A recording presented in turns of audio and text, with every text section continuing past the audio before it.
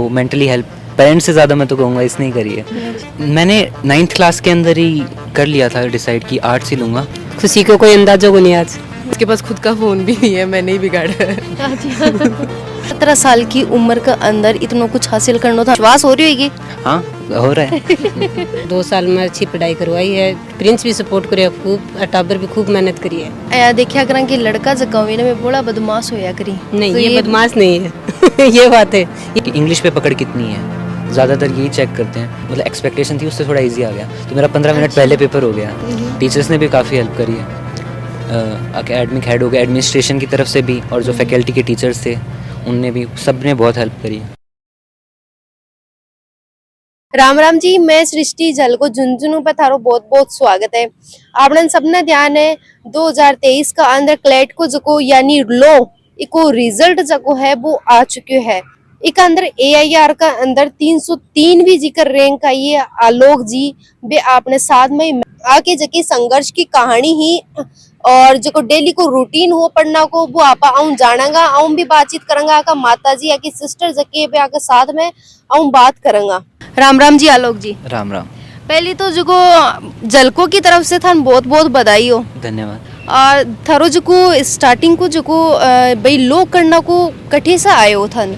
सबसे पहले तो कि मेरी मैथ्स और साइंस थोड़ी वीक थी, और ह्यूमैनिटीज़ में शुरुआत से इंटरेस्ट था कि 10th क्लास में 9th क्लास में मेरे को नेचुरली समझ आता था, तो मेरे को इतना तो था कि ह्यूमैनिटीज़ लेनी है। फिर जब मैं प्रिंस में आया, यहाँ पे एक टीचर थे सौरभ सर, तो उनने बताया मेरे को कि क्लैट का क्या रहता है, कि सिस्टम क्या रहता है। कौन सी क्लास में आया? 11th क्लास में।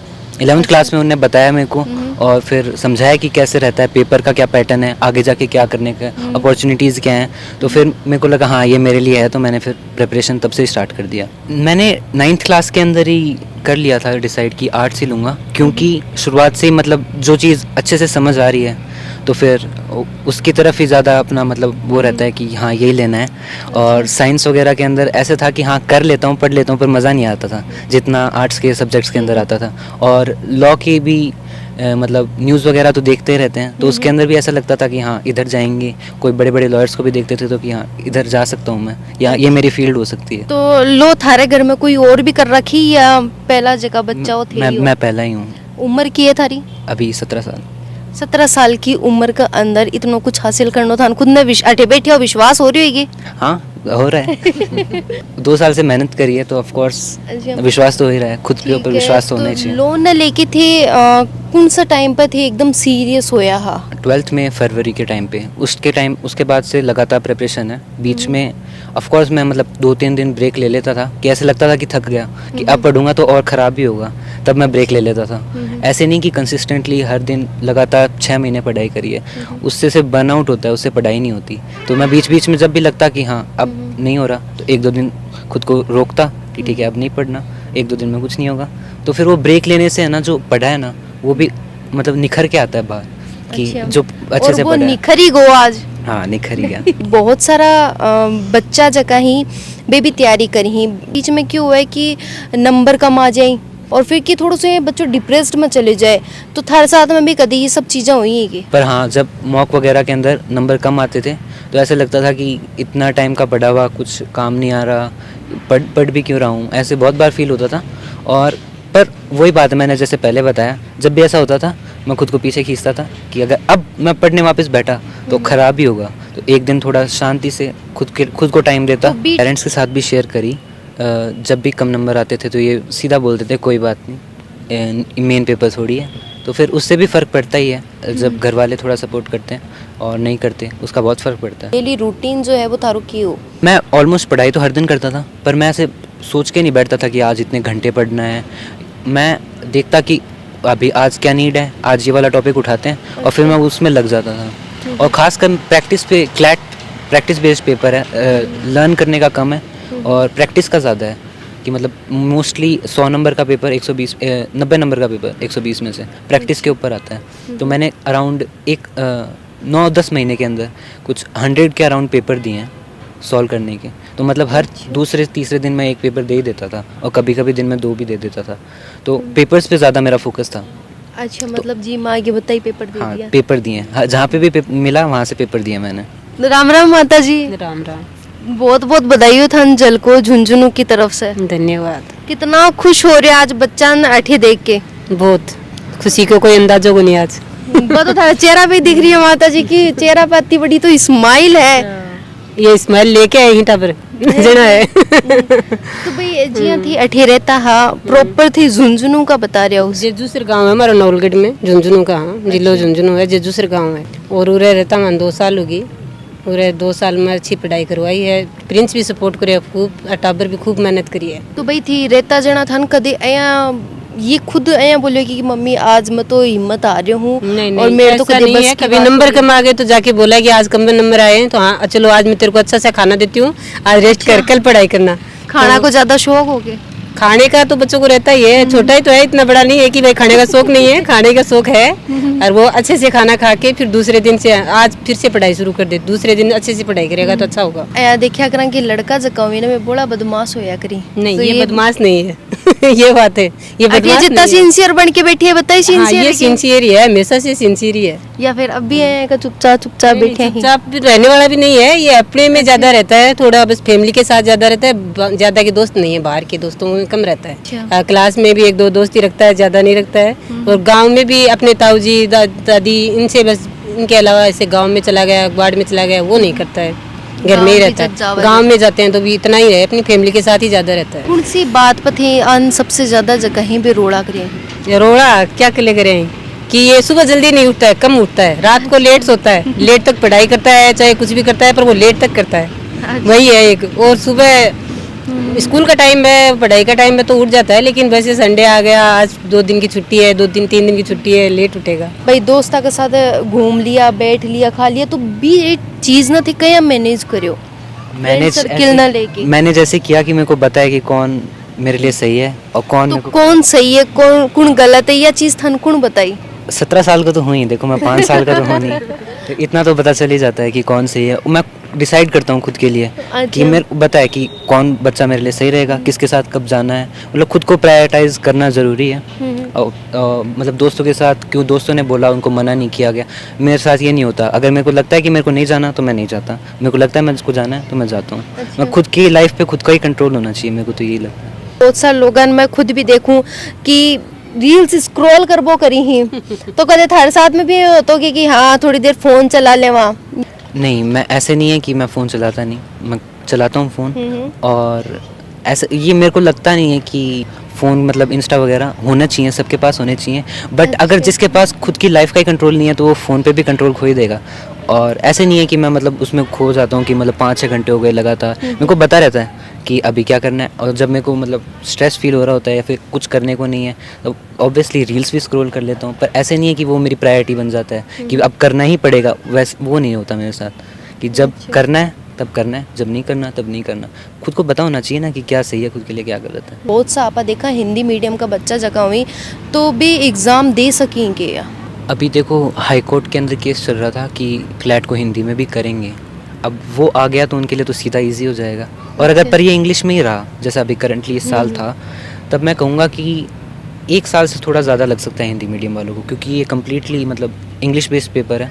इंग्लिश कॉम्प्रिहेंशन को चेक करता है ये और लॉ की जो इंग्लिश लैंग्वेज है उसको चेक करता है और जो रीजनिंग आती है वो भी इंग्लिश मतलब वोकेबलरी वगैरह उस पर ही आती है कि इंग्लिश पे पकड़ कितनी है। ज़्यादातर यही चेक करते हैं। तो अगर 11th से कर रहा है कोई प्रिपरेशन और इंग्लिश वीक भी है तो वो मतलब पहली अपनी 1 साल इंग्लिश को दे सकता है फिर अगली साल मतलब कि पेपर के अंदर क्या क्या आता है उस पर जा सकता है। पर मतलब मैं अगर हिंदी मीडियम में शुरुआत से तो कहूँगा 1 साल तो एटलीस्ट इंग्लिश को देनी पड़ेगी क्योंकि थोड़ी 12th लेवल से ज़्यादा हाई स्टैंडर्ड की इंग्लिश आती है। कितना टाइम मिला था। तो पेपर ऑलमोस्ट हर साल आता है 40 से 50 पन्नों का और घंटे मिलते हैं 2 120 मिनट मिलती हैं। इस साल 120 क्वेश्चन कर दिए पिछले साल तक 150 क्वेश्चन रहते थे। इस साल 120 क्वेश्चन कर दिए 120 मिनट में। और ज़्यादातर पैसेज बेस्ड रहते हैं कि एक पैसेज उसमें 5 से 6 क्वेश्चन तो इसलिए थोड़ा लेंदी पेपर रहता है। रीडिंग वही बात है ना इंग्लिश पे पकड़ है तभी आपकी रीडिंग पे पकड़ होगी। तो जब पेपर दे रहा तो बी टाइम पे कुछ आया को माइंड में कुनी है कि दे दियो पेपर हाथ में मन तो क्यों को नहीं आ रही। फाइनल पेपर तक मैं 100 पेपर दे चुका था ना तो जो उन पेपरों में किया था मेरे को वो भी उधर करना था। तो इतना कहूँगा कि मैं पेपर जब देना स्टार्ट किया था तब तो बिल्कुल पैनिक नहीं था कि मेरे को पता है जो करना है मेरे को जो भी किया है अभी तक 100 पेपरों में 100 बार कर चुका हूँ, वापस एक और बार करना है। पर कि इस बार क्या हुआ कि पेपर थोड़ा सा जितनी मतलब एक्सपेक्टेशन थी उससे थोड़ा इजी आ गया, तो मेरा 15 मिनट पहले पेपर हो गया। तो फिर वो 15 मिनट में काफ़ी पैनिक हुआ कि इतना जल्दी कैसे हो गया, कुछ तो गलत कर दिया होगा। तो फिर वो आखिरी के जो 15 मिनट बची थी और फिर जब मैं बाहर आया सेंटर के, पापा वगैरह को बोला कि पापा पेपर तो ईजी आया था, कट ऑफ वगैरह का पता नहीं क्या होगा इस बार ऐसा। फिर मैंने सर से बात करी, वो बोला कोई बात नहीं, अभी सेंटर में लग रहा है सबको कि ये आसान है, घर तक जाओगे सबके नंबर कटने लग जाएंगे। और वही हुआ, और मतलब और बच्चों से 6-7 नंबर की लीड मिल गई मेरे को, तो उसकी वजह से रैंक मेरी औरों से अच्छी आई। हाँ जी, ठीक ही करिया करो। मैं आरएस की तैयारी कर रही हूँ। तो कब से कर रहे हो थी आरएएस की तैयारी? 2 साल से ही। 2 साल से कर रहे हो। अभी इसको कॉलेज अच्छी मिल गई तो अच्छा है, बढ़िया करियर बन गया। इसका भी बन जाएगा, ऐसी बात नहीं।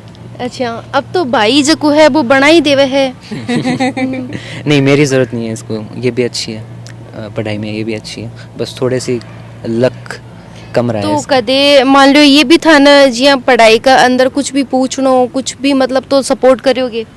हाँ, मेरी रूममेट है साथ में रहते हैं हम हमेशा से, काफ़ी बहुत ज़्यादा मतलब मेंटली बहुत हेल्प करी है। अभी मतलब फील्ड तो अलग अलग है, ये बायो से हैं, तो पढ़ाई में तो मतलब हेल्प नहीं कर सकती, पर जितना मतलब सबसे साथ में यही रहती है मेरे, तो सबसे वो मेंटली हेल्प पेरेंट्स से ज़्यादा मैं तो कहूँगा इसने ही करी है। भाई आज मन की मंजिल मिली है, तो बिको सारो श्रेय जो को है मैं अन देना चाहूँ। सारा तो नहीं, पर काफ़ी श्रेय खुद के लिए भी रखूँगा थोड़ा बहुत, और पेरेंट्स के लिए भी, टीचर्स के लिए भी। टीचर्स ने भी काफ़ी हेल्प करी है, एकेडमिक हेड हो गया, एडमिनिस्ट्रेशन की तरफ से भी, और जो फैकल्टी के टीचर्स थे उनने भी, सब ने बहुत हेल्प करी है। और भी बच्चा जो कहीं भी तैयारी कर रहे हैं तो बंद ही क्या कहना चाहोगा? अगर क्लैट के लिए बोलूँगा मैं, अगर अकेले क्लैट के लिए, तो फिर समझो पहले कि ये पेपर जैसा बनाया है, कि ऐसा क्यों बनाया है। ये लॉ के स्टूडेंट्स ले रहे हैं, तो जो पूरा जो पैटर्न है वो लॉ का स्टूडेंट में जो क्वालिटीज़ होनी चाहिए वो नर्चर करने के लिए है। जो संघर्ष है वो एकदम इजी और नॉर्मली रहो, ज़्यादा परेशानियाँ जकी है बा को नहीं आई? परेशानियाँ भी आई थी बीच में, मेरी मम्मी बीमार थी काफ़ी और हॉस्पिटलाइज थी 3-4 महीने के लिए, और जब इधर आए थे 11th में तब दिल्ली में ऑपरेशन हो रहा था, और फिर उसके 1-2 महीने बाद आए थे इधर। तो फिर भी टाइम पे क्या मैनेज करो? फैमिली सपोर्टिंग है ना बहन इसकी। अच्छा, इसने टिफिन बना के दिया, इसको तैयार करके भेजा कि भाई यहाँ हम सपोर्ट करेंगे, तेरे को मम्मी बीमार है, ठीक हो जाएगी। तो ठीक होने के बाद में मैंने भी ध्यान रखना शुरू कर दिया थोड़ा। नहीं, पहले साल में इन्हीं दोनों भाई बहनों ने ही अपना मिलके किया सब कुछ। तो थारो कार्ड जो तो अठी ना कही रहे तो दिखे। हाँ, और क्या। वो तो है ही भाई, बच्चों को मेरी बीमारी की वजह से ये परेशान हो रहे हैं, ये भी तो थोड़ा प्रेशर पड़ता ही है बच्चों पर कि मम्मी बीमार है। जी टाइम पर थारा माता जी बीमार है तो थारो जी ध्यान है, थारी सिस्टर ही रखा? बस मैं तो इसको सुबह टिफ़िन बना के दे देती थी, और फिर अब जब भी इसको है ना मतलब ऐसा लगता है ना कि हाँ ये नहीं कर पाएगा, तब मैं समझा देती थी। वैसे मैं इसको इतना पढ़ने के लिए बोलती नहीं थी, अगर फ़ोन चलाता था तो मैं चला ले, इसके पास खुद का फ़ोन भी नहीं है, मैंने ही बिगाड़ा है।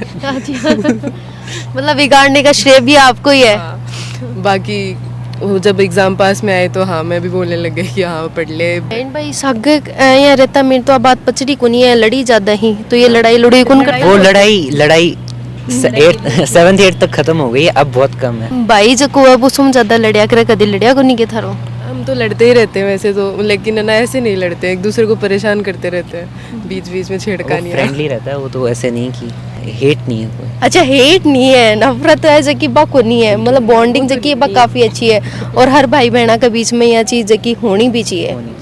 आलोक जी की संघर्ष की कहानी जकी है वह आपा जानी है, और सभी से जितना भी दर्शक इन देख रहे हैं सबसे निवेदन है वीडियो लाइक और शेयर जरूर कर दियो, और जल को झुंझुनू के साथ में यही बना रहियो।